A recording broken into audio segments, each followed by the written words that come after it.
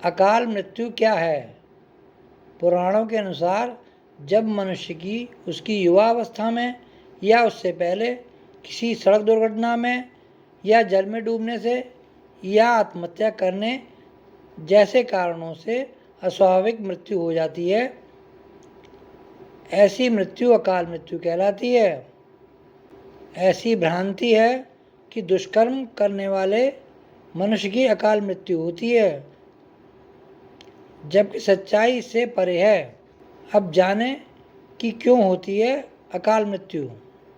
ये आवश्यक नहीं कि मनुष्य के कर्म अच्छे हैं तो उसकी अकाल मृत्यु न हो, क्योंकि कर्म यह तय करते हैं कि मृत्यु कैसे होगी। मृत्यु कब होगी इसका निर्धारण इस आधार पर होता है कि मनुष्य का शरीर पॉजिटिव एनर्जी से घिरा हुआ है या नेगेटिव एनर्जी से।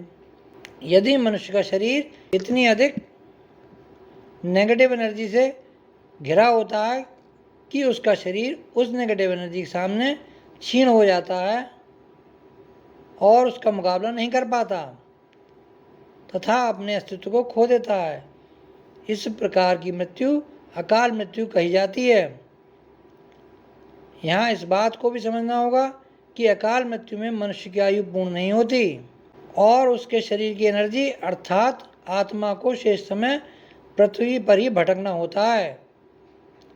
बिना शरीर के आत्मा का भटकना बेहद कष्टप्रद होता है, क्योंकि बिना शरीर की आत्मा अपनी इच्छाओं की अभिव्यक्ति नहीं कर पाती। यह भी जानना आवश्यक है कि शरीर ही मनुष्य की आत्मा की इच्छाओं की अभिव्यक्ति का एकमात्र साधन है। God is almighty, nobody like him, अर्थात ईश्वर सर्वशक्तिमान है, उसके जैसा कोई नहीं। अकाल मृत्यु से बचने के लिए मनुष्य को ईश्वर की शरण में जाना ही होगा, इसके अतिरिक्त कोई विकल्प भी नहीं। इसलिए मनुष्य को ईश्वर की महिमा को समझना आवश्यक है। मनुष्य का अस्तित्व ही ईश्वर की अभिव्यक्ति है। अकाल मृत्यु से बचने का उपाय है कि हम ओम का नियमित उच्चारण करें। ऐसा करने से हमारे शरीर के चारों ओर पॉजिटिव एनर्जी बनी रहती है तथा ईश्वर का नियमित स्मरण भी होता है।